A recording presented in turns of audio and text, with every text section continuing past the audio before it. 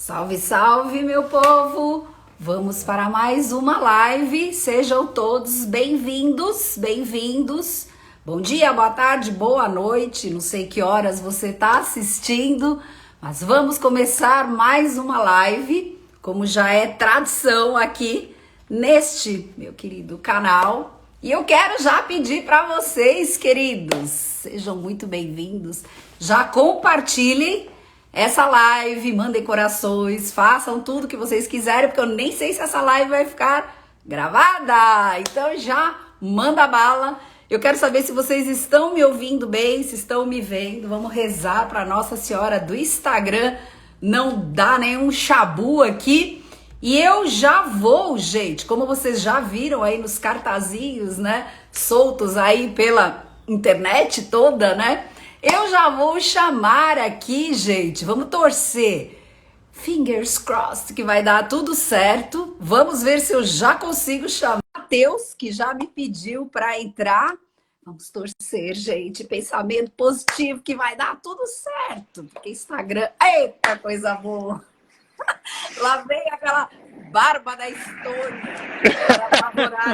Que barba é essa, Matheus do céu? Ah, isso aqui é uma longa história. Isso aqui é uma longa história. Na verdade, eu tinha um certo projeto, mas está me dando mais trabalho do que imaginado. Mas, enfim, vamos ver o que vai acontecer. É só um projeto aí. Também estava no inverno, né, Viviane? Muito frio, aí eu deixei crescer para não sentir frio no rosto, né? Mas o que é? Projeto cinematográfico? Não. Era só realmente tentar deixar um pouquinho maior do que o normal. Nada demais. Sensacional, sensacional. Deixa eu ver aqui. Fabrício também já entrou. Gente, pensamento positivo, todos vocês, porque esse negócio de live aí com um monte de gente, vamos ver se vai funcionar. Aê, Fabrício, coisa boa. E aí, demais. meus amigos. Oi, Matheus, tudo bom? Tudo bem, Fabrício? Tudo bom? Sensacional. Eu tô perguntando pro Matheus que barba é essa. Eu tava com saudade dele, porque na época que ele tava em Portugal, não era assim, não. Gente, ele era mó barbeadinho lá. L'Oreal, né? L'Oreal. Eu só sofro da inveja genética, porque eu não tenho, nunca terei, só se nascendo de novo.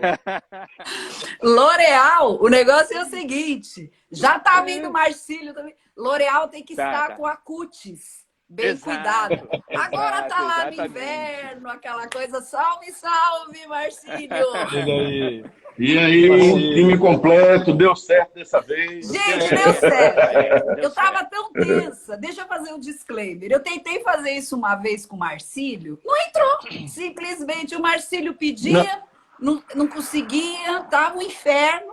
E eu tava nervosa. Não, naquele dia foi uma agonia, porque assim, Vivi tentava abrir, aí eu não aparecia. Eu tentava abrir, aí ela não aparecia. Aí acabou sendo o Matheus. Tanto que eu sugeri agora há pouco, dizer assim, olha, para não ter dúvida, vamos pedir agora para o Fabrício.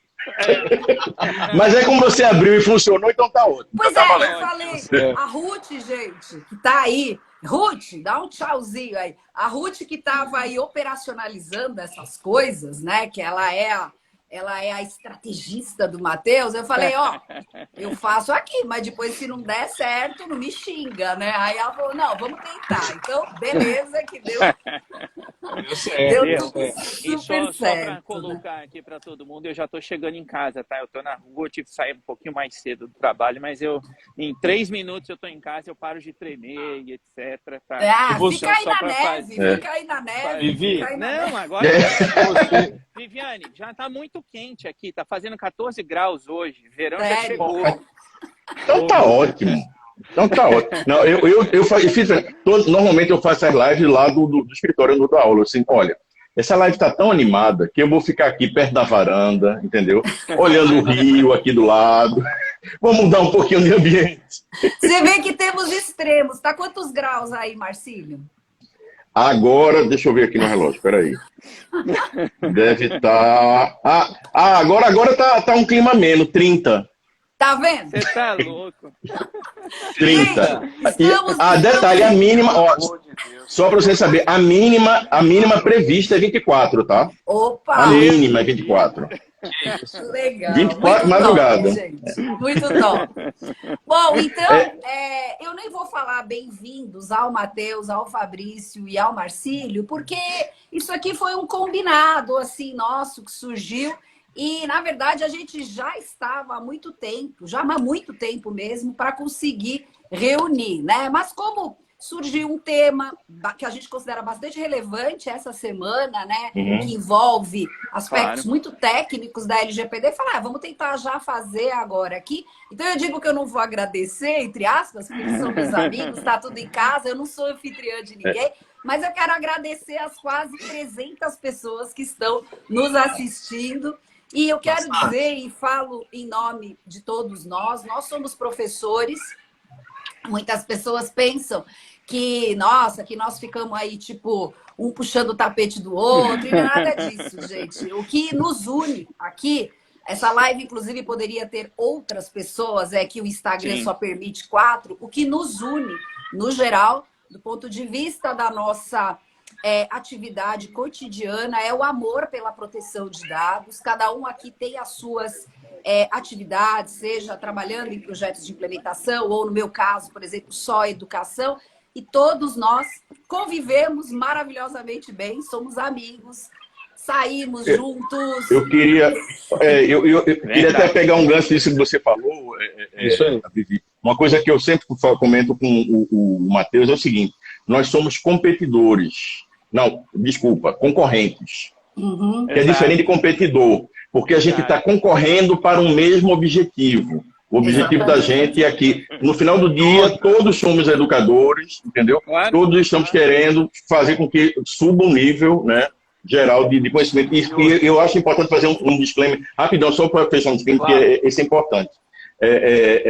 Muito embora já houvesse discussões com relação a fazer novas relatos de perguntas e tal, só uma rapidíssima cronologia, né? Antes de ontem, eu estava trabalhando, porque tem outra turma que está vindo agora em junho, então estava meio maluco, só que não consegui ver muito o Instagram. E da quarta para quinta, né, perdão, da terça para quarta, acordei de madrugada, e aí fui dar uma olhada. Quando eu entro no stories do meu amigo Fabrício, tinha assim, eu nunca vi um stories tão grande, né? E aí todas as postagens, tinha as postagens do Matheus, tinha as postagens da Vivi. Aí agora eu vou ver o que é isso. Quando eu vi, e que eu entendi o motivo, certo? Eram 2 horas da manhã, eu falei assim, agora eu vou dar meu pitaco. E aí eu fui e fiz minha postagem de madrugada, né? Uma das primeiras pessoas, até por conta do curso, que foi lá e comentou foi o Matheus. E aí eu disse assim, Matheus, tá na hora da gente fazer outra live conjunta daquela. Bora. Então, assim, eu chamei, Matheus articulou e todo mundo topou. Para que ninguém fique imaginando qualquer coisa diferente. Exatamente. Essa foi a cronologia de eventos. É isso aí, isso aí. Gente, eu quero que vocês façam uma coisa agora. Sim, se quiserem mandar corações, agradece. Mas eu quero que vocês peguem um caderno, porque isso aqui vai ser aula. Gente, isso aqui não é buchicho, não. É aula. Aqui nós somos educadores. Nós vamos tratar de aspectos técnicos hoje. Então, já peguem aí caderno, caneta, vocês sabem que eu sou a louca dos cadernos. E vamos lá, né? A gente marcou, então, essa live e essa live vem para trazer a nossa perspectiva, o nosso olhar a respeito do tema emenda constitucional legítimo interesse. Esse tema acabou surgindo, né, agora nos últimos dias, né, e eu confesso que até foi no meio de uma aula minha que uma aluna levantou a mão e perguntou: professora, estou falando isso, não sei o quê. Eu nem tinha visto. E eu até estranhei um pouco, porque esse tipo de discussão, esse tópico de discussão, na minha cabeça, nem, assim, nunca atinaria isso. Nem faz sentido, né? Pois é, e aí eu falei, eu não ouvi nada ainda, faz talvez uns 3, 4 dias isso, eu não ouvi nada. Eu falei, mas deve ter sido uma coisa assim. E aí eu vi que esse tema, independentemente de contextos individuais, que não é essa questão, esse tema tomou uma proporção gigantesca, tipo, time que acha isso, time que acha aquilo, né? E a nossa ideia é trazer aqui, efetivamente, os aspectos técnicos. Depois é que a gente tentou fazer um esforço de entender a raiz, né, a raiz fundamental, vamos dizer assim, a raiz do racional para se sustentar essa situação, né, essa posição, né? Eu queria colocar aqui rapidinho, Viviane, duas coisinhas. Primeiro aqui, nós temos aqui uma participante especial aqui, está nos acompanhando, então não poderia deixar, sabe mais de proteção de dados do que eu, né? Porque está sempre me ouvindo aqui e, enfim, né? Os meus daqui a pouco aparecem também. No meu caso aqui, o que aconteceu foi algo engraçado, porque eu recebi essa pergunta, e eu até me lembro disso muito bem, no dia 2 de abril. Né? Eu dei uma aula aberta, um mês e aí uma pessoa lá comentou, 2, 3 pessoas comentaram no chat lá no Zoom, porque agora não vale não sei o quê.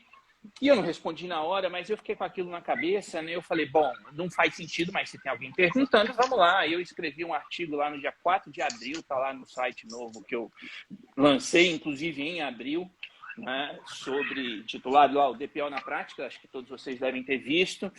E aí depois o negócio sumiu. E agora, na sexta-feira passada, eu estava lá na oficina de privacidade com o Ottoni, né? O Marcos Ottoni, sei que o Fabrício conhece, acho que a Viviane e o Marcelo devem conhecer também. E aí, de novo, né, veio a pergunta. Alguém falou, mas é o legítimo interesse. Eu falei, gente, já escrevi sobre isso, tá aqui o link, entrem lá. E aí, morreu. Aí, essa semana, né? Aí, enfim, como mais gente questionou, eu fui lá e fiz a postagem. Falei, olha, tá aqui, ó. Eu já tinha postado um mês atrás, tá aqui, né? Aí o Fabrício compartilhou e aí virou essa coisa que você colocou, vou só fazer esse fio aí, só para explicar por que também ganhou essa proporção. O meu time de privacidade aqui no escritório do Ceru pegou um post do Matheus sobre um questionamento que ele fez, o fim da abordagem de risco na proteção de dados. Então, a gente está sempre de olho no que o Matheus produz, a gente foi lá e viu e trouxemos para uma discussão interna. Aí, quando eu estava lendo, o site que ele preparou tem os links sugeridos, né? Acho que lá no final vem sugestões de outros links, de alguma maneira correlacionados. E eu vi lá um link sobre emenda constitucional 115 e o fim do legítimo interesse, alguma coisa assim. Eu falei, peraí, nunca ouvi isso. Eu nunca tinha ouvido.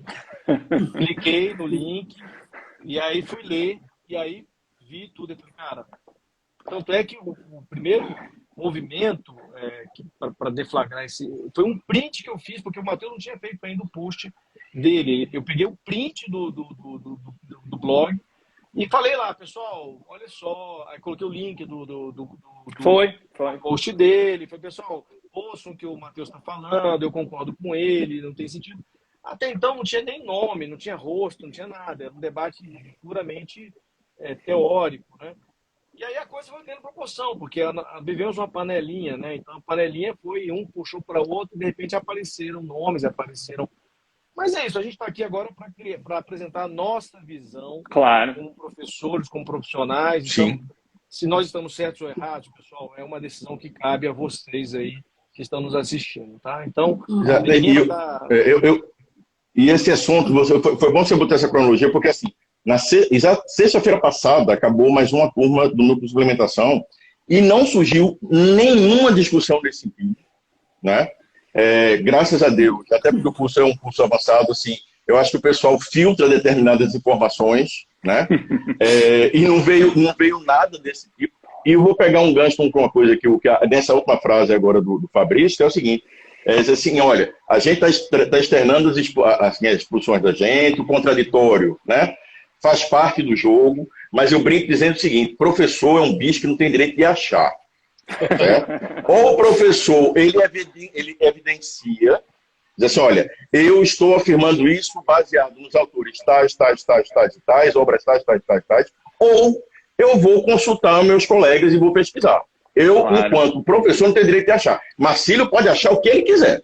Entendeu? Então, assim, a ideia dessa live aqui, pessoal, não é achismo de ninguém, não, tá? Claro. Todo mundo aqui está como professor, todo mundo aqui tem suas bases. Se depois alguém tiver a curiosidade de mostrar de ontem para hoje a brincadeira que eu fiquei fazendo aqui nos livrinhos, né?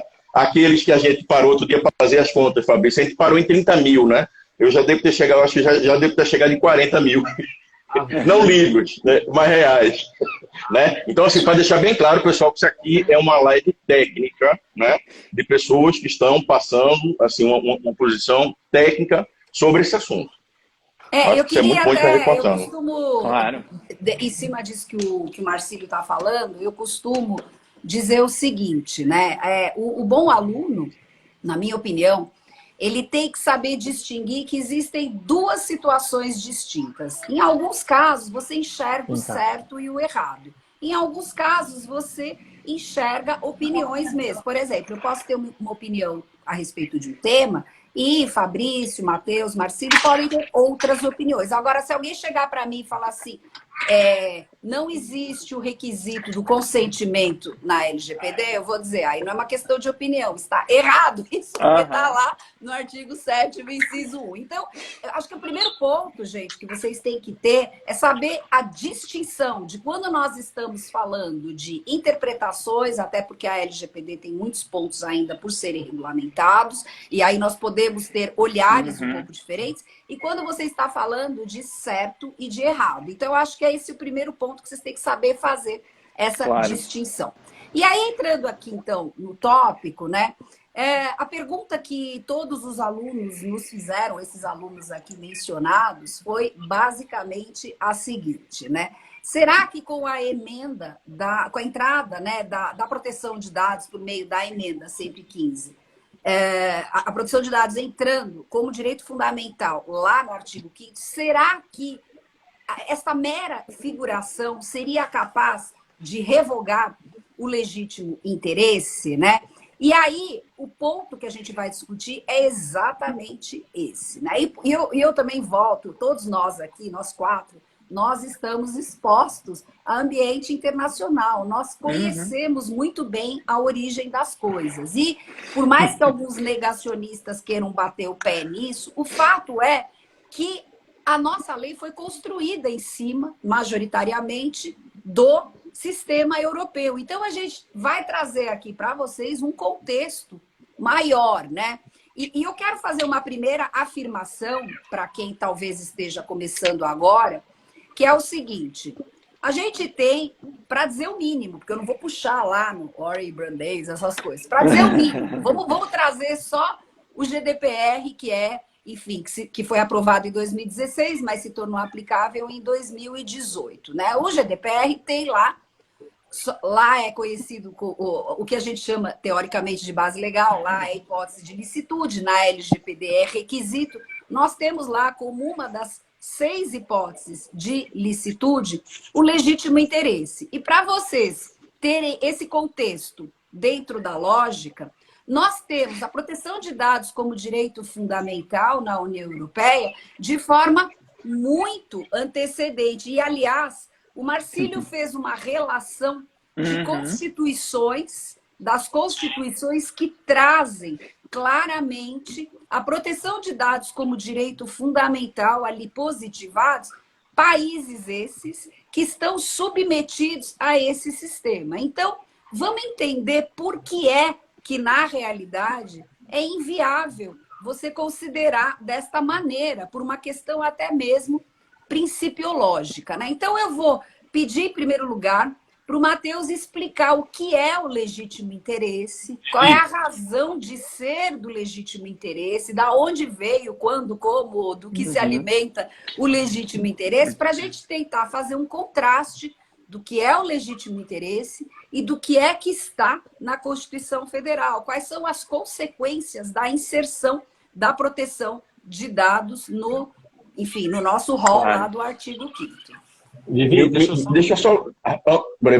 Não, não, mas é rápido, porque você pediu ontem, por favor. Qual a ordem do relator? Qual a palavra do relator? Vai.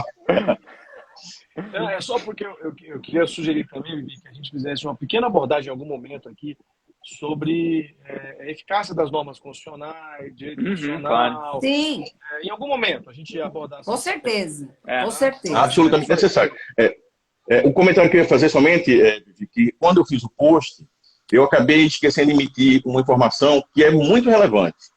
Quando a gente pega as constituições da Espanha e de Portugal, a proteção de dados, como direito constitucional, antecedeu a lei nacional. Ainda tem mais essa. Então, assim, se por acaso houvesse, de alguma forma, alguma possibilidade de um conflito, cara, não ia nem poder ter a lei nacional, entendeu? Então, assim, sigamos, por favor, Sigamos. Matheus. Vamos lá, Matheus. Vamos Alma lá. de legítimo interesse. Manda aí. Não, eu acho que eu tenho. E também é bom deixar claro que a gente nem combinou o conteúdo aqui, Não. né? Então todo mundo está sendo pego de surpresa, de certa forma. Mas eu acho que é importantíssimo entender, e eu começo aqui, mas depois eu quero fazer um fechamento pegando justamente essa ideia do que o Fabrício colocou, que, em primeiro lugar, você tem aí no âmbito da própria União Europeia, né? E aqui, apesar de não ser uma aula de direito constitucional no seu sentido mais amplo, mas a gente precisa ir para isso. Quer dizer, a gente tem no contexto da União Europeia uma estrutura jurídica que ela implica em ter, e pegando de novo o gancho também no que o Marcelo falou, implica em ter uma legislação nacional, que significa dizer que cada um dos 27 países que compõem a União Europeia tem as suas próprias constituições, legislação, etc, etc, etc.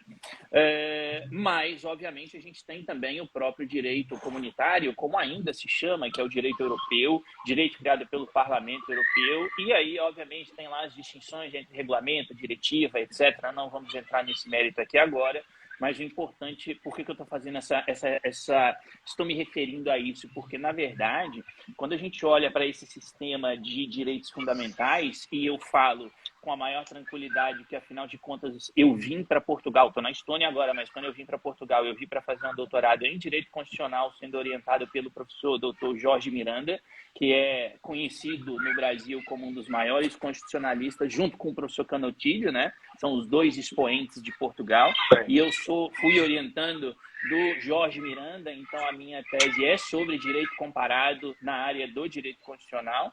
Então, a ideia é que você tem, em primeiro lugar, este direito europeu e ele, digamos, usando aqui termos mais simples, se sobrepõe aos direitos nacionais. Então, por que eu estou falando isso? Porque desde o ano 2000 a gente tem a Carta dos Direitos Fundamentais da União Europeia, que efetivamente não estava em vigor, ela existia, mas ela entrou em prática, digamos assim, a partir de 2009 com o Tratado de Lisboa. Portanto, bem antes também, como comentado já pela Viviane, da própria entrada em vigor do Regulamento Europeu. E, como o Marcílio falou, o fato do Regulamento Europeu entrar em vigor não fez com que nada que tinha referente a direitos fundamentais deixasse de existir. Então, eu queria fazer essa primeira reflexão, e aí eu deixo aqui para depois, até como o Fabrício colocou, justamente entrar no mérito da própria hierarquia de normas no direito brasileiro, que no fim das contas, e também óbvio, né, Fabrício, estou simplificando muito, é mais ou menos a mesma coisa, você tem uma certa hierarquia ali e tudo mais, né? Não apenas ali a própria hierarquia entre normas constitucionais e legais, mas depois a questão de lei federal, estadual e por aí vai, mas essa parte aí eu deixo para você. E aí a gente chega, então, no próprio regulamento europeu, e me perdoe aí todo mundo, mas eu não perdi o costume de chamar de base legal, né, Viviane? Então, eu sempre fico falando que são as bases legais, não adianta, tá? Então, uma das 6 bases legais lá, tá no artigo 6º, parágrafo 1º, a linha F, legítimo interesse. E o legítimo interesse, quando a gente olha para o legítimo interesse no regulamento europeu e na LGPD, arrisco-me a dizer que 95% das palavras são as mesmas. Os 5% diferentes é só porque muda a ordem das palavras na frase, né? Mas a ideia é a mesma. E o legítimo interesse, em absoluto, em nenhum momento, nunca foi uma carta branca para o agente de tratamento, né? Para o controlador, que é quem define a base legal. Então, nunca foi nada que dissesse assim, quando uma empresa usa legítimo interesse, então ela está necessariamente passando por cima dos direitos e liberdades fundamentais. É claro que essa é a ideia, eu me atrevo aqui a citar até o título do livro do Montesquieu, esse é o espírito da lei, né? Mas é lógico que, né, quando a gente vai para a prática, óbvio que aí a gente pode criticar a maneira como ele é aplicado. Porém, se a gente for olhar de um ponto de vista prático, e vale lembrar que o legítimo interesse, pelo menos aqui no contexto europeu e do que eu vejo no Brasil, me parece que também está indo para a mesma direção, mas no contexto europeu, a base legal mais utilizada é o legítimo interesse, né? Ou seja, não é porque tem uma Carta dos Direitos Fundamentais que o legítimo interesse deixou de existir, não é porque tem os direitos fundamentais nas constituições dos países membros da União Europeia, Estados membros da União Europeia, que ele deixou de existir. E é daí, inclusive, que vem a óbvia necessidade de você fazer lá a avaliação do legítimo interesse com as suas 3 etapas, o teste de finalidade, o teste de necessidade, o teste de proporcionalidade, porque, na verdade, a ideia é que, quando você fala em legítimo interesse, obviamente é o legítimo interesse da empresa, mas as pessoas, eu acho que muitas vezes falta um pouco de conhecimento de perceber que quando a gente fala legítimo interesse, eu não estou dizendo que a empresa pode efetivamente fazer qualquer coisa. Primeiro, porque ela tem de definir o que é o seu interesse, ou seja, não é um interesse qualquer. Ou seja, às vezes, né? E a Viviane sabe do que eu estou me referindo aqui, pessoas que dizem, não, a empresa tem um legítimo interesse em ter lucro. É óbvio que toda empresa tem um legítimo interesse em ter lucro. Isso é claro, isso quer dizer, então, que ela pode fazer absolutamente qualquer coisa, porque se o interesse dela é o lucro e toda empresa quer lucrar, é legítimo? Óbvio que não. Aqui a gente está tratando de um conceito de legitimidade que vai muito além desse senso comum, é óbvio. Então, a gente tem um legítimo interesse que pressupõe aspectos de legalidade, aspectos da necessidade. A gente pressupõe a consideração dos titulares, da vontade dos titulares. E aí o pessoal fala, mas como que eu vou descobrir a expectativa do titular? Meu amigo, basta você se colocar no lugar do titular. Eu entendo assim, eu vejo assim na prática, e é o que eu faço atuando como encarregado da L'Oréal, agora encarregado mais para a área de análise de risco da Bolt. É isso que eu faço quando eu vou atuar no meu dia a dia. Então, o legítimo interesse, ele tem essa visão ou tem essa perspectiva de ser, sim, uma base legal aberta porque ela é diferente lá de uma execução de contrato, que é específico para o contrato. O consentimento não é aberto porque é específico para aquela finalidade, não que os outros não sejam, né? Mas ele depende ali do envolvimento do titular. Se a gente for olhar lá para a proteção da vida, né, que aqui são os interesses vitais, você tem algo limitado, e o legítimo interesse é óbvio que ele é aberto, mas o fato dele ser aberto não quer dizer, em primeiro lugar, que a empresa pode fazer qualquer coisa, e eu dizer que eu vou usar o legítimo interesse não quer dizer, em absoluto, que eu estou olhando só para a empresa. O que também não é problema de olhar só para a empresa. Eu falo isso muito nas minhas aulas. Quando eu estou atuando como encarregado, por exemplo, eu tenho uma atuação que deve ser voltada para o titular, mas quando eu estou atuando na área de privacidade, mas não necessariamente como encarregado, e todos nós que estamos aqui sabemos que existem várias outras opções para você trabalhar na área de privacidade, a própria legislação, tanto o regulamento europeu quanto a LGPD, dizem que um dos objetivos é o desenvolvimento econômico. Portanto, não há mal algum nas empresas tratarem dados com o seu legítimo interesse, desde que elas garantam ou elas se autolimitem. E aqui eu sei que eu falo muito, por isso eu já vou tentar aqui finalizar essa minha primeira colocação, desde que elas também sejam ou tenham em mente lá o princípio da responsabilização e prestação de contas.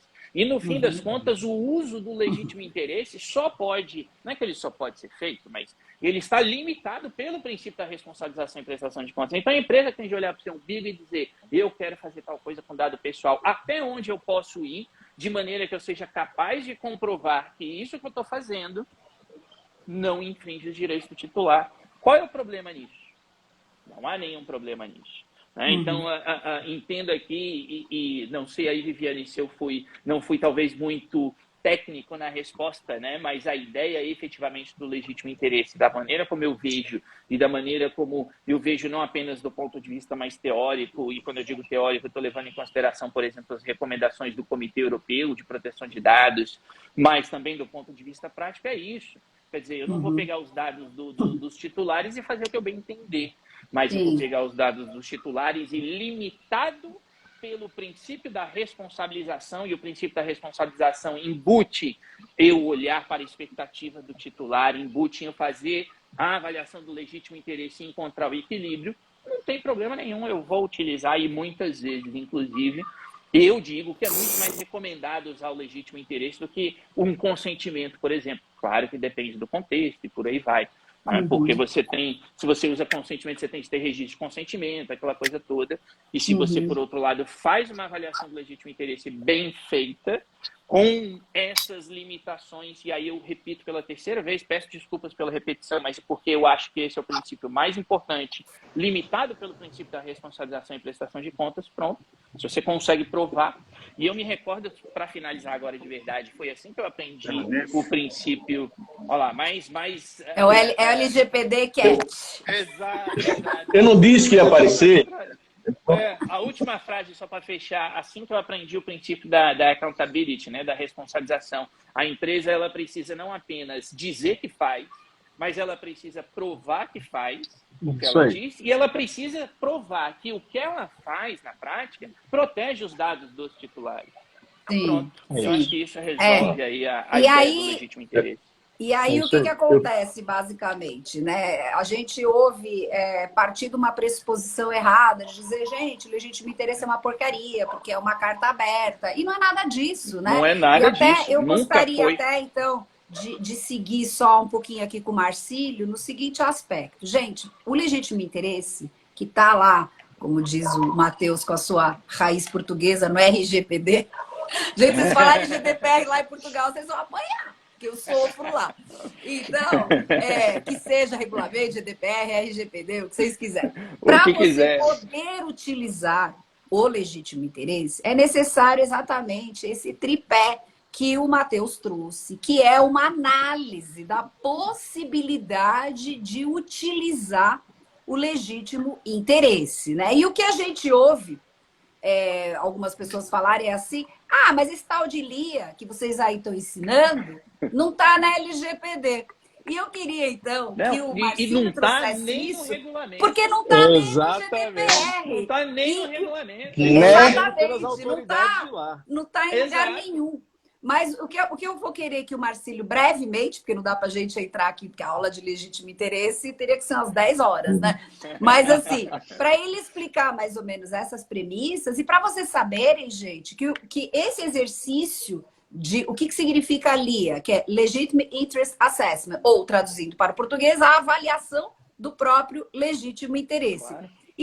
Existe um passo a passo, e isso não está nem na LGPD, e nem na origem, no GDPR. O que existe, na verdade, foi uma metodologia que atenda principiologicamente a legislação, o intuito da legislação, e é isso que é o tal do LIA, que não precisa estar escrito em lugar nenhum. É um processo mental, vamos dizer assim, que você faz para você ter a certeza de que você pode efetivamente utilizar. Então, eu queria que o Marcílio explicasse rapidamente essas 3 etapas, porque, gente, o tempo voa, já passamos meia hora aqui, tem muita coisa para falar.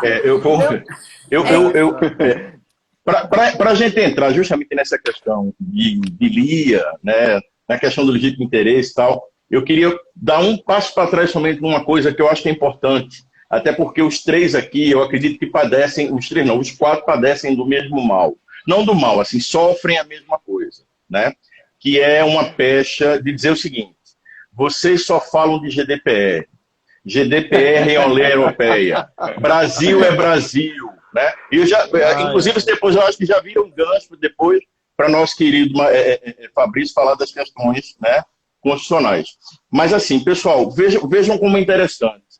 Como o desconhecimento pode levar a problemas sérios como esse, como, por exemplo, que a gente está tratando agora, como outro o chefe ou controlador, o funcionário ou operador, e outros tantos assim, né? A gente precisa entender uma coisa. Proteção de dados não nasceu no Brasil.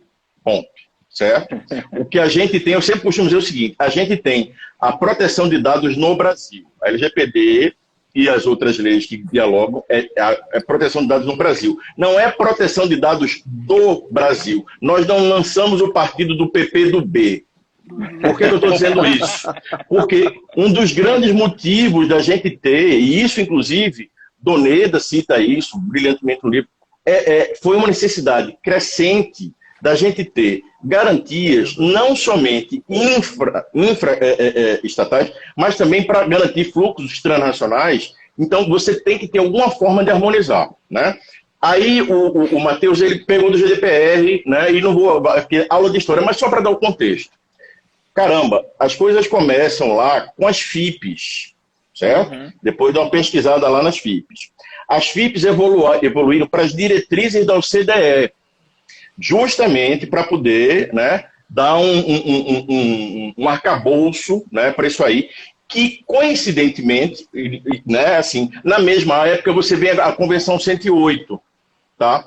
Quando você tem a Convenção 108, vejam o que eu estou contando, a gente está falando de história, que a OCDE não pega só a Europa. Né? E a própria Convenção 108, que é a Europa, ela tem países que não são europeus que participam, e o Brasil, inclusive, faz parte, né, como membro observador do 108. Sim, tá? sim. A 108, ela gera a diretiva de 95, que, por sua vez, evolui fazendo uma autocrítica que a gente nunca vai ver no ordenamento jurídico brasileiro, até porque a gente não tem a ideia dos considerandos, mas quem pegar o considerando lá do GDPR vai ver que os considerandos eles dizem assim, olha, nós erramos, a gente achou que a diretiva ia dar certo, não deu certo, a gente está tendo que mudar, né? Para chegar no GDPR. Então, pessoal, quando a gente fala que a gente não está aqui preconizando que GDPR tem que ser a base e a nossa lei, a gente tem que lembrar do seguinte, quando a gente fala de legítimo interesse, sabe onde é que nasce o legítimo interesse e todos os outros direitos lá, e as possibilidades, as bases legais, né? A possibilidade de você processar dados, lá no princípio 4 da OCDE. Então, assim, se a gente não entender que a gente está falando de um esquema normativo global, onde a gente recebe isso daqui, e também não sou não gosto muito do juridiquês, mas assim, que o MENLEG está aí e que a gente está adotando aqui dentro da gente, não criando uma proteção de dados do Brasil, mas tendo a proteção de dados dentro no Brasil, é uma outra história, muda o viés. Então, assim, pessoal, estude o GDPR, quer ir um pouquinho para trás, estuda a diretiva, quer ir mais para trás, vai ver lá a Convenção 108, vai ver as FIPs, entendeu? Enfim, indo agora para o ponto que a Vivi comentou. Veja como são as coisas. O legítimo interesse, né, ele já vem desde a diretiva de 95. Tá?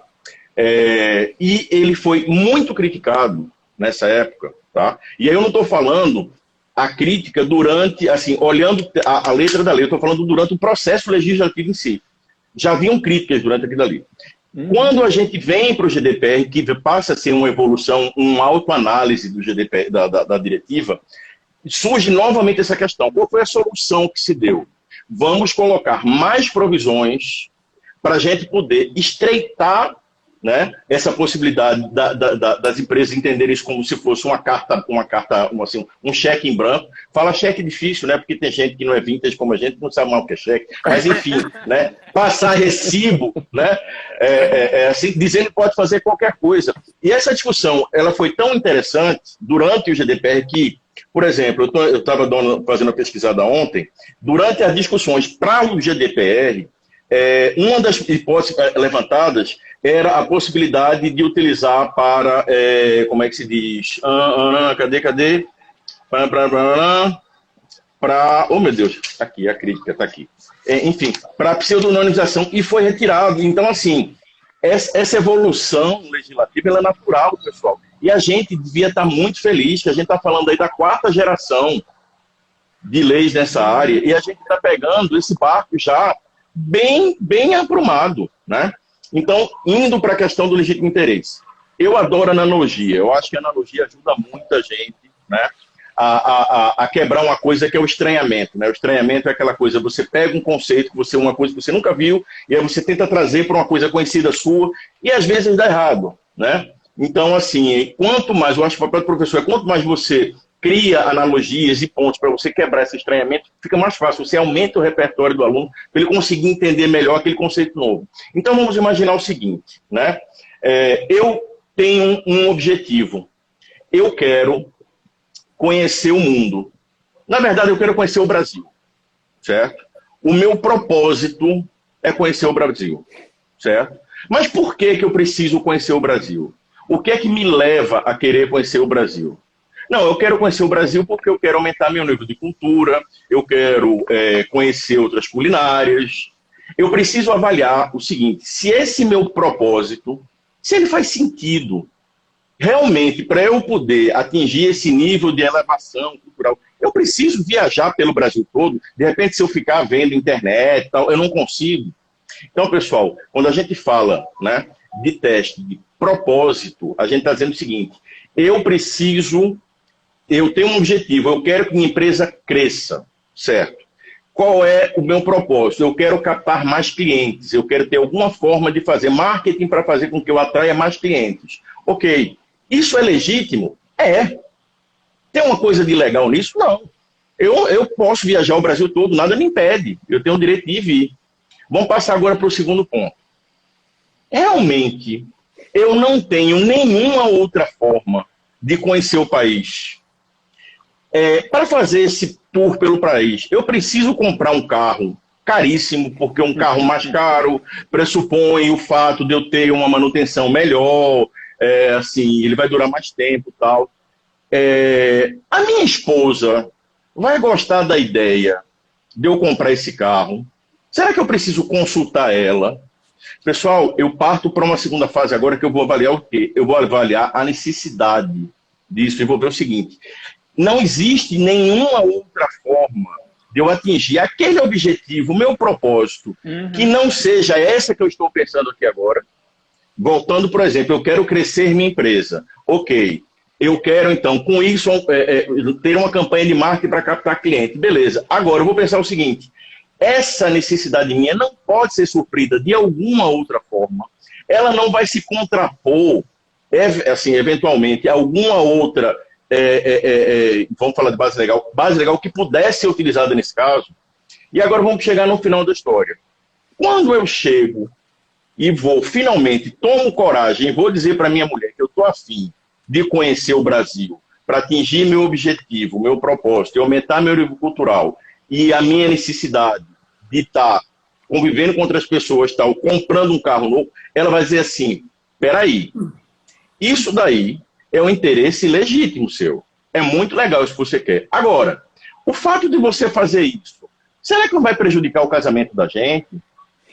Porque você vai ficar tanto tempo longe. O fato de você fazer esse investimento com essa grana, será que não vai tirar de alguma outra coisa que a gente podia fazer? Por que a gente não pode fazer junto? Por que você quer ir sozinho? Então, pessoal, no final das contas, a gente precisa balancear o quê? O propósito que eu tenho, obviamente ele tem que ser legal, né? Legal no sentido estrito. Eu tenho que avaliar a necessidade disso, se de fato também não existem alternativas. E esse balanceamento, tá? Ele entra, e aí entra uma coisa bem interessante, que é o seguinte, o interesse legítimo por parte da empresa não é pecado. Tanto é que, como o Matheus bem colocou, tanto no GDPR quanto na LGPD, está explícito lá o interesse legítimo do controlador. Por quê, pessoal? Porque se a gente for fazer uma extrapolação bem grotesca, uma das bases legais que existe é a obrigação legal e regulatória, não é isso? A gente está dizendo o seguinte, como o meu amigo Fabrício uma vez, quando ele teve o prazer, assim, eu tive o prazer de ter ele numa aula presencial lá em Brasília, que ele falou assim, olha, vocês têm que pensar da seguinte forma, é proibido tratar dados. No entanto, a legislação oferece para você 10 possibilidades. Beleza. Uma dessas 10 possibilidades é obrigação legal e regulatória. Alguém aqui está brigando e dizendo que o Estado não tem legitimidade se passaram todos os testes daquela lei especificamente? Não. Então, assim, se o Estado, aspas, é a empresa que determina, por que eu também, para o meu benefício, não posso tratar dados? Se a gente mata isso daí, resta o seguinte, pessoal, 9 bases legais. Qual o negócio que não seja da área de saúde, que não seja das outras áreas que são atinentes às outras bases legais, vai poder tratar dados pessoais? A gente quebra. E a ideia por trás da lei é exatamente essa, a gente não obstacular. E quer ver uma coisa assim tão simplória? Eu vou perguntar para Matheus. Matheus, quando uma empresa na Europa quer fazer uma análise de crédito de uma pessoa tal, qual é a base legal que ela usa? Ela não usa, né, Marcelo? Não tem proteção ao crédito. Né? Pois é. Mas aí escapa... não, aí veja só, aí prevenção à fraude. O que é que se pode utilizar? Legítimo interesse. Sim, né? empresas coligadas. Eu tenho aqui a Privacy Academy, se Deus quiser um dia, tem filiais. Eu preciso transferir dados entre essas empresas. Claro. Qual vai ser a base legal que eu vou poder utilizar? Não tem nenhuma outra. É legítimo interesse. Não, Marcílio, pois você é. vai ter de pedir o consentimento para todos os seus alunos. Não pra não enviar tem de isso. Gente, mas peraí, Entendeu, eu vou pessoal? ter que avançar aqui. Vou ter que avançar. Então, pronto. Então, assim, para fechar, a ideia era essa daí, era colocar, né? Responder a Vivi, mas ajudar a desconstruir essa coisa, ou dessa questão da narrativa, de que todo mundo está tentando dar uma olhada europeu. Não, nós estamos falando de proteção de dados. E se por acaso a gente tem uma visão eurocentrista, a gente podia ter a visão que está lá dos Estados Unidos, como e aí.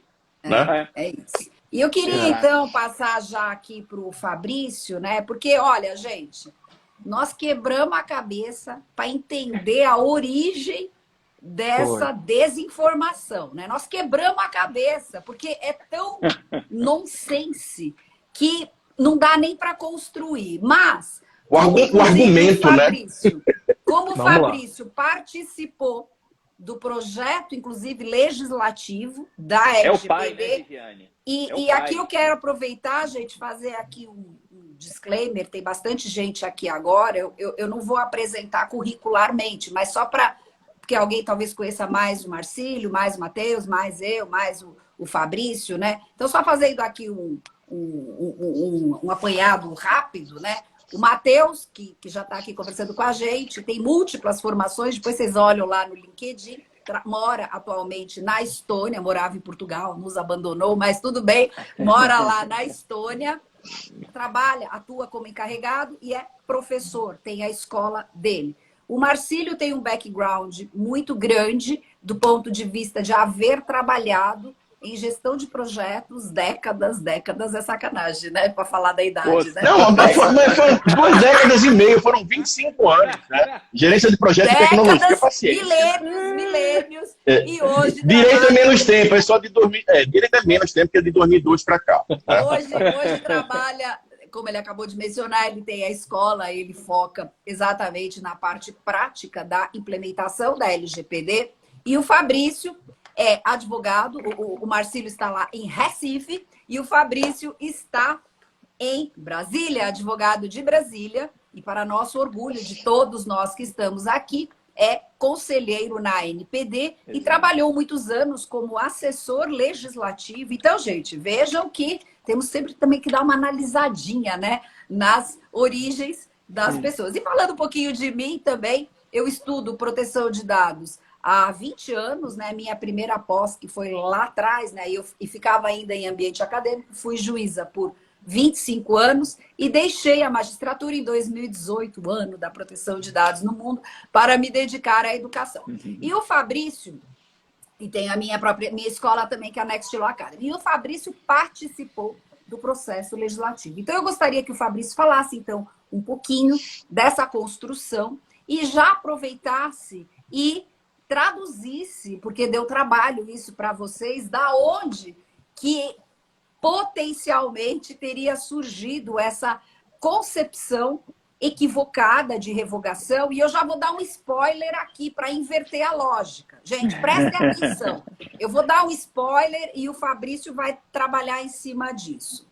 Quando você tem uma lei em vigor, como é o caso da LGPD, se houver uma emenda constitucional, ou seja, uma alteração do texto constitucional, não existe a possibilidade de declaração de inconstitucionalidade daquela lei antecedente. Isto não é novo.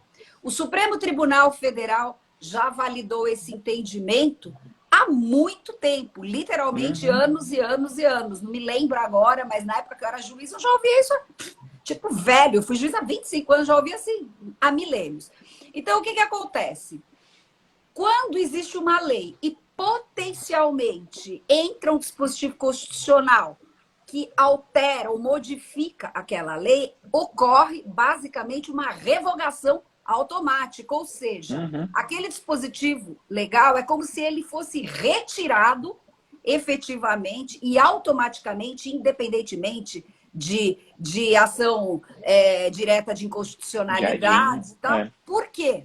Por quê? Só para vocês entenderem isso, já passo a palavra aqui para o Fabrício. O fundamento da possibilidade de você entrar com uma ação para declarar a inconstitucionalidade de uma determinada lei é qual? É que existe a Constituição e a lei que chega não se compatibiliza com o texto constitucional. Uhum. Então, ela, na sua raiz, na sua matriz, precisa ser declarada inconstitucional. Aqui, ainda que se entendesse potencialmente que o legítimo interesse não poderia coexistir, nem se falaria de propositura de ação. Seria o caso, basicamente, do quê? De revogação automática. Aí eu pergunto para o Fabrício. Fabrício, o legítimo interesse está revogado ou não está revogado? Fabrício, olha, deixa eu só fazer uma coisa. Rapaz, eu tenho 9 minutos. Eu vou fazer uma sacanagem contigo. Vou fazer uma sacanagem contigo. Vou soltar uma bomba aqui, que é o seguinte. Eu acho que até inspirado ontem, no último episódio do Moonlight, eu fui dar uma olhada para tentar levantar a gênese dessa história. E eu acabei vendo, né, algumas coisas, e aí, assim, vou jogar bomba para tu. Porque eu consegui chegar no argumento para a revogação do legítimo interesse. O argumento é o seguinte: segundo lá a definição de legítimo interesse, exceto no caso que prevalecerem direitos e liberdades fundamentais do titular que exijam a proteção dos dados pessoais. Ou seja, como agora existe a previsão constitucional de proteção de dados pessoais, tudo que for legítimo interesse estaria coberto nessa expressão proteção de dados pessoais. Daí, deixa o Fabrício... Teria que ser... Não, veja só. De tempo aqui. Vai. Manda Acredita, a lógica é essa. Olha só, pessoal, eu acho que a gente tem que ter uma compreensão multidisciplinar, mas a gênese do nosso problema é constitucional, realmente. Uhum. Tem um aspecto técnico também, eu acho que o Matheus espancou completamente qualquer dúvida em relação a isso, talvez decorrente de uma má compreensão do que seja o legítimo interesse, porque ele é uma base de extremo valor, ele é fruto de uma maturidade histórica da própria União Europeia que surgiu, então, e muitas vezes é a única base efetivamente aplicável.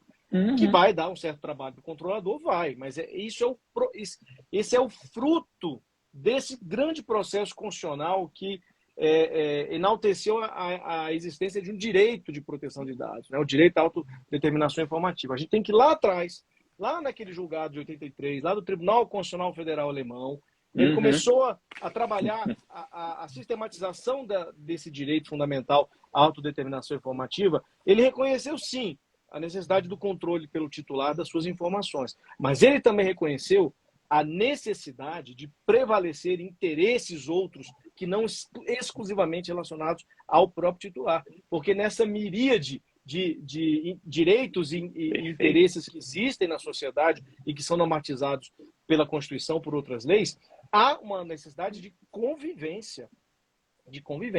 Há uma necessidade de ponderação entre direitos fundamentais, que têm a mesma hierarquia, entre outros direitos que podem não ter a mesma hierarquia, mas que estão ali colidindo também com direitos fundamentais. Então você precisa fazer essa ponderação.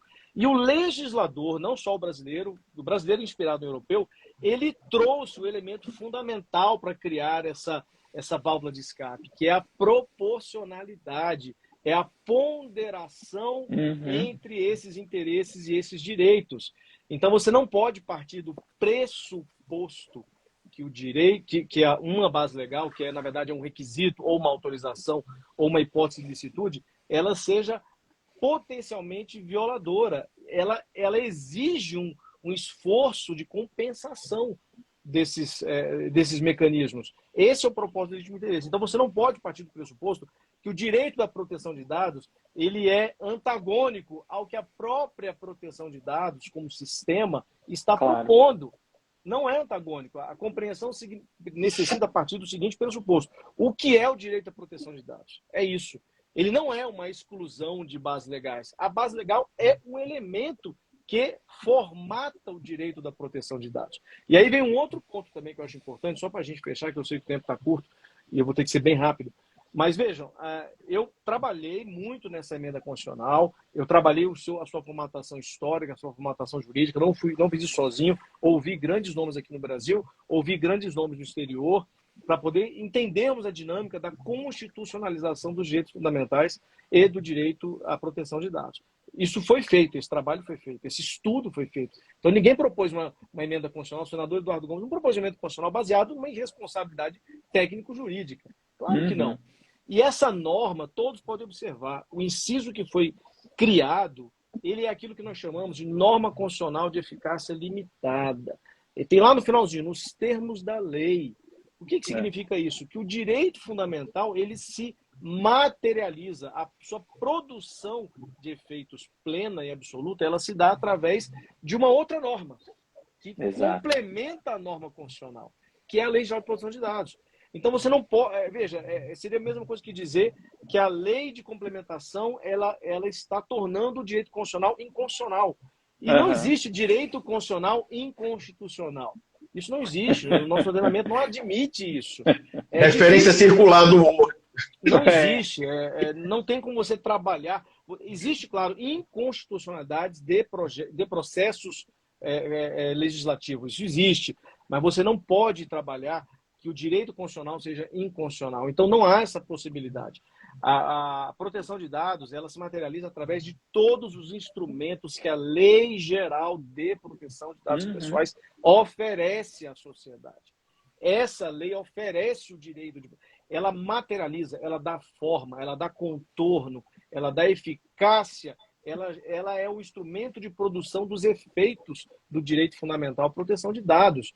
Então, por favor, não partam do pressuposto de que suas bases legais são inconstitucionais ou que elas são inviabilizadas em função do direito à proteção de dados que está na Constituição, porque elas são materializadoras. Não sei nem se eu usei o verbo certo, mas elas materializam o direito à proteção de dados. É basicamente esse o instrumento que a gente tem que pensar. Não podemos partir do pressuposto contrário, não há. Até porque toda norma se pressupõe válida.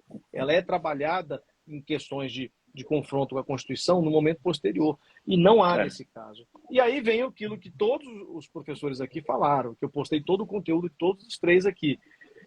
Olhe para o direito comparado. Busque essas origens todas, histórico-constitucionais, o próprio direito fundamental, que não é uma concepção latino-americana, muito pelo contrário. Procurem essa estrutura lá fora. O legítimo interesse, ele é reconhecido por todas as autoridades de proteção de dados da União Europeia e do mundo inteiro. Todas reconhecem a importância, o valor e reconhecem, claro, os riscos, mas tratar dados pessoais é uma atividade de risco. É um risco.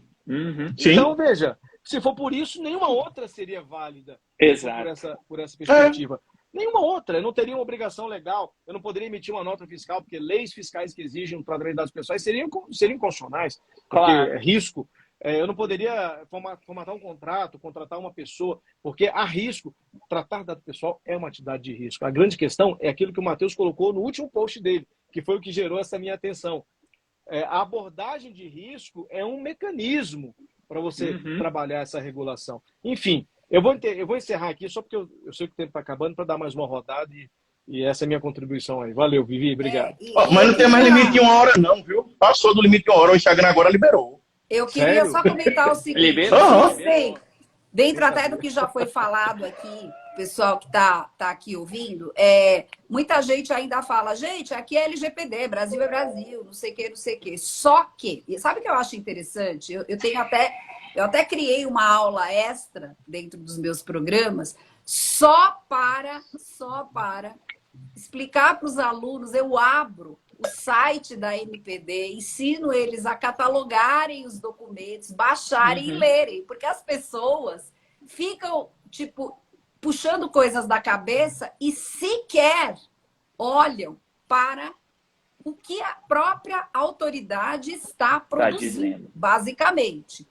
E as referências relativas ao conteúdo da União Europeia estão em praticamente todos os materiais. Aliás, os guias orientativos seguem até mesmo a forma das guidelines do board, do European Data Protection Board. É isso aí. Quando a gente vai ao guia orientativo dos agentes de tratamento, a gente compreende lá na parte que a LPD fala, ixi, não tem co-controlador aqui na LGPD, ela vai lá. Vamos entender que existe o co-controle com base no regulamento europeu. Então, meus queridos, quero dizer aqui para todos que estão nos ouvindo, né?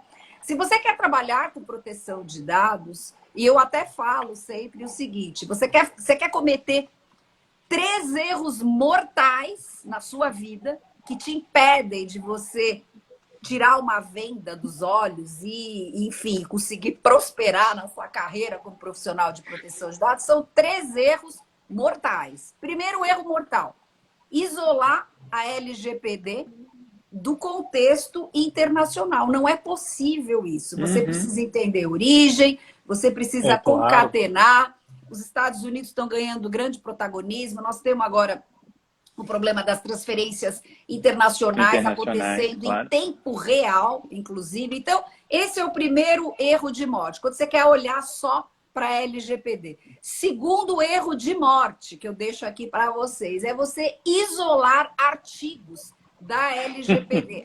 Eu tô lendo aqui que controlador é isso, não sei o quê. Gente, você olha, você acha que é uma coisa, mas esse entendimento, ele não se concatena com outros dispositivos dentro da própria LGPD, que é o caso, por exemplo, da responsabilidade lá do artigo 42, que não se correlaciona com aquele entendimento da hierarquia dos agentes de tratamento. E o terceiro erro de morte. Então, não pode isolar a LGPD do ambiente internacional, não pode isolar artigos da LGPD e não pode isolar a LGPD das demais leis brasileiras. Porque eu pergunto, se assim fosse, então significa, se a Constituição revogasse, entre aspas, uma das hipóteses de tratamento, então ela teria revogado a LAI, por exemplo, que é a Lei de Acesso à Informação, dizendo que, então, agora a proteção de dados está acima do bem e do mal. E outra, qualquer pessoa que tenha feito aí um cursinho bem mequetrefe de direito constitucional sabe que todos os direitos, eles se correlacionam, é necessário o balanceamento, não existe um direito absoluto, macro, sobre todos esses. Aliás, inclusive, a vida privada já estava lá, a intimidade já estava lá. Como vocês sabem, eu sempre estudei. Diálogo das fontes, pelo amor de Deus. Direito ao esquecimento, você tinha já que fazer o exercício de ponderação da liberdade de expressão, direito de informação com relação a esses aspectos, né, da privacidade, da intimidade. O Supremo já extraiu, né? Então, gente, basicamente, não tem como você olhar numa coisa estreita, né?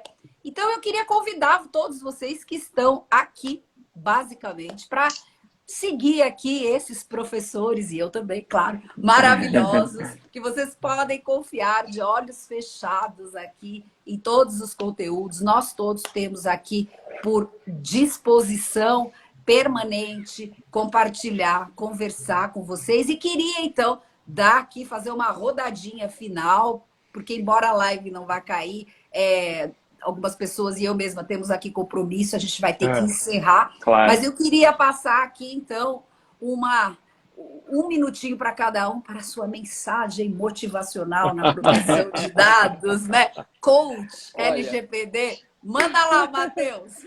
Eu vou aqui, Viviane, talvez passar um pouquinho desse 1 minuto, mas não vou passar de 10, tá? Fique tranquila. Mas, brincadeira da parte. Eu queria colocar um quarto erro, acrescentar à sua lista, Viviane, um quarto erro que eu acho que as pessoas muitas vezes cometem, especialmente nessa área de proteção de dados, que é disso que a gente está falando aqui, que é o erro de, assim, faz 1, 2, 3, 10 cursos e aí para. E aí diz, eu já sei tudo. Eu tenho a certeza... e não é porque vocês estão aqui, mas eu me atrevo a dizer, porque eu me incluo, que nós 4 que estamos aqui falando e todos aqueles que eu sei que tem muita gente que está aqui assistindo, que também é muito boa, eu tenho a certeza que, em primeiro lugar, nós 4, a gente não para de estudar nunca. Em segundo lugar, A gente não sabe nada. Agora eu falo por mim. Eu trabalho nessa prática no dia a dia, todo dia, toda hora, não só a questão de dar aula, mas a questão do dia a dia ali. E eu não sei. Eu não me sinto como uma pessoa que saiba tudo. Porque, primeiro que ninguém sabe tudo, mas porque a cada dia que passa, a gente tem novidades. Né? E a cada dia que passa a gente tem novidades, sejam novidades legislativas, sejam orientações. Foi aquela questão que o Fabrício colocou, que eu fiz a provocação lá. A autoridade da Áustria recentemente disse que não tem mais análise de risco, não pode ter análise de risco para transferência internacional, ou é preto no branco e acabou. Ou você tem, como eu também divulguei essa semana, uma nova norma da ISO que traz um negócio sobre um tema, que é a inteligência artificial, que é o que eu mais estou me dedicando agora, mas que fala sobre um tema, e aí você tem novidades, porque outras pessoas estão pensando. Então, essa questão de dizer assim, eu fiz um curso, e não importa, pode ser um curso meu, pode ser da Viviane, do Marcílio, com o Fabrício, pode fazer o curso que for, se você parar, você vai ficar para trás. Então, acho que o quarto erro é a pessoa parar de estudar, sem, obviamente, colocar o erro de achar que já sabe tudo e não precisa de mais nada, né? Mas isso aí eu até nem menciono aqui. E de novo, só para fechar, eu sei que eu falei que ia passar do minutinho, mas por que isso é importantíssimo? E aí, pessoal, não importa, o Marcílio falou bem no início aqui, claro que cada um de nós aqui tem as nossas escolas e óbvio que a gente quer chamar mais aluno para a gente, mas façam qualquer curso nosso aqui, que vocês vão estar em boas mãos, tá? Mas o que eu quero colocar? Quando a gente vai falar de adequação, todo mundo não fica falando assim que um dos argumentos é para as empresas investirem em privacidade, porque depois o retorno é maior, porque tem o ROI, todo mundo fala do ROI da privacidade, não, porque se você investe X, você ganha 2 vezes e por aí vai, não sei o quê. Você tem que pensar isso no âmbito pessoal. Se eu faço um curso, eu vou entregar para a empresa um determinado ROI em decorrência do que eu sei. Se eu faço 2, 3, 10 e continuo estudando, mas eu, como profissional, vou conseguir oferecer para a minha empresa, para os clientes, para quem for. Então, eu acho que esse pecado, esse erro de dizer assim, eu não preciso mais porque eu já li, já sei, etc., de ficar no feijão com arroz, com o passar do tempo, a pessoa deixa de oferecer na prática aquilo que supostamente ela está estudando ou está trabalhando para oferecer. Pelo menos era essa visão, esse é o recado que eu quero deixar aqui, né, para se aprofundar. Enfim, usar, sim, as orientações do Comitê Europeu. Eu acho que quem usa sai na frente no Brasil. Isso é um diferencial.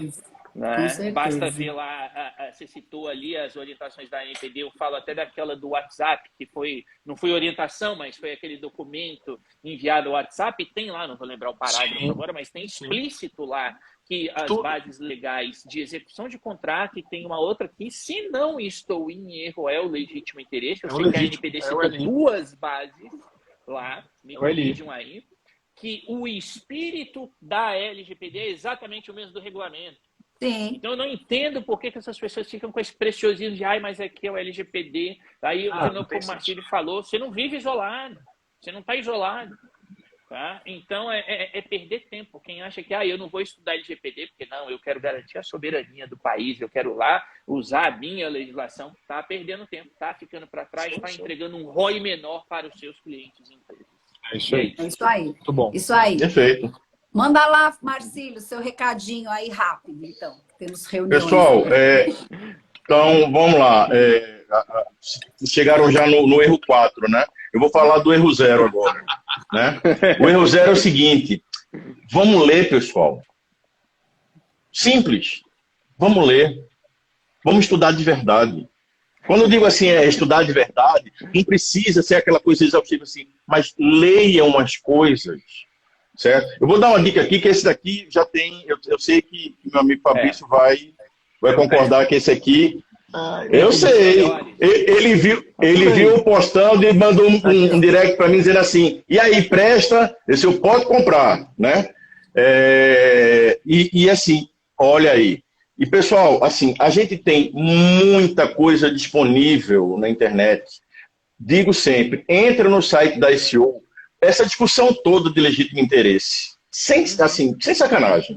Se as pessoas que estão assim levantando essa hipótese ou estão com dúvidas, e todo mundo tem dúvida, entrar no site da SEO, na seção de legítimo interesse, vai ter uma aula completa de tudo, inclusive falando que você não precisa fazer, dependendo da situação, se você fizer, você não tem obrigatoriedade de fazer o like, isso não está nem no GDPR, nem na LGPD, mas para accountability, bota uma coisa na tua cabeça, você está dizendo assim, olha, legislador, tu tem 9 bases legais aqui, eu sou tão bom que eu me garanto que eu vou conseguir criar uma tese jurídica e justificar e tratar dados usando isso aqui. Meu irmão, documente, é bom.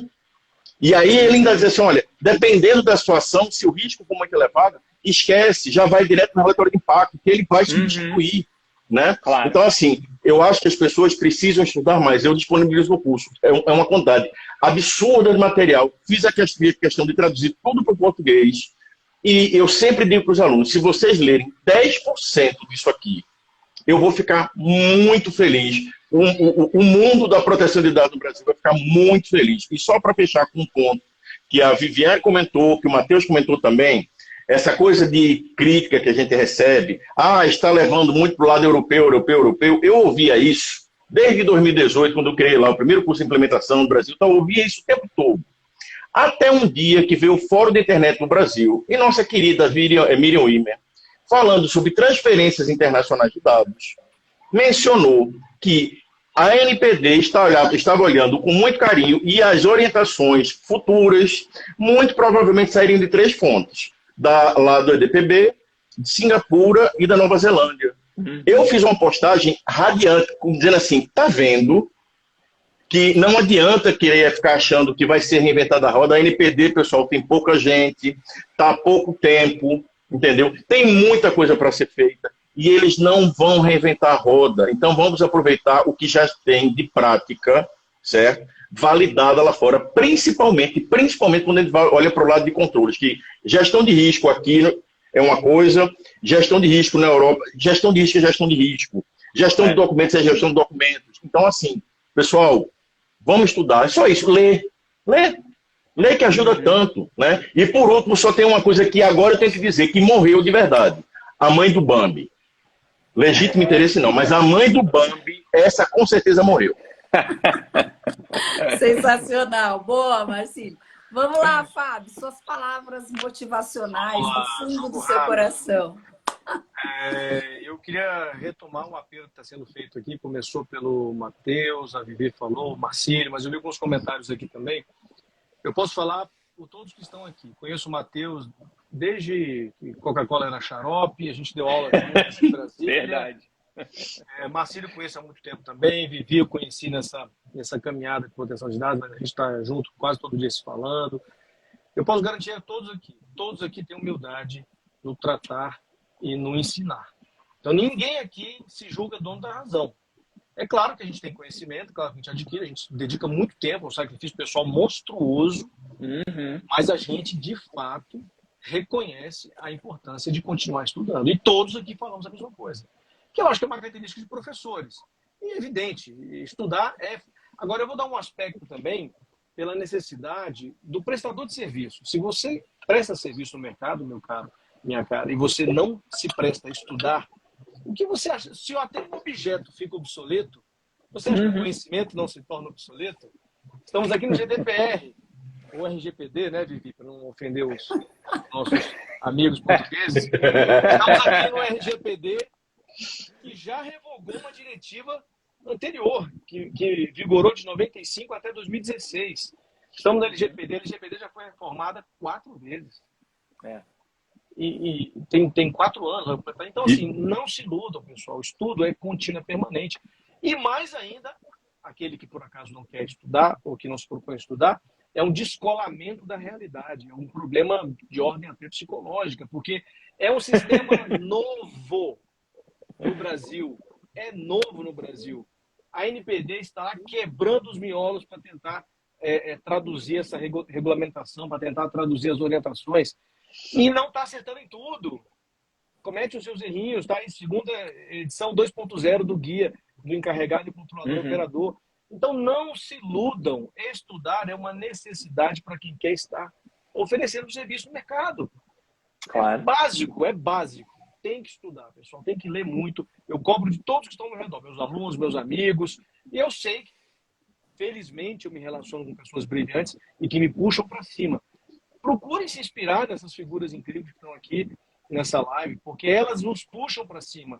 E Deus me livre me associar com âncoras. Eu quero mesmo me associar com esses helicópteros, com esses jatos aqui que estão nessa live. Então, pessoal, estudem, tá? Por favor. Não tenham arrogância no tratar e sejam respeitosos com todos, não importa quem sejam.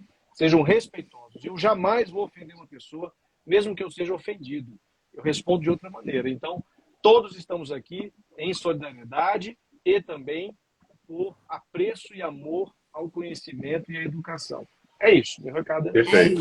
Muito obrigada. E eu queria finalizar dizendo exatamente isso, gente. Para além de vocês talvez terem aprendido e entendido um pouquinho melhor essa dinâmica toda de como a LGPD se correlaciona com, enfim, com agora a inclusão do direito fundamental, eu quero que vocês olhem para além disso.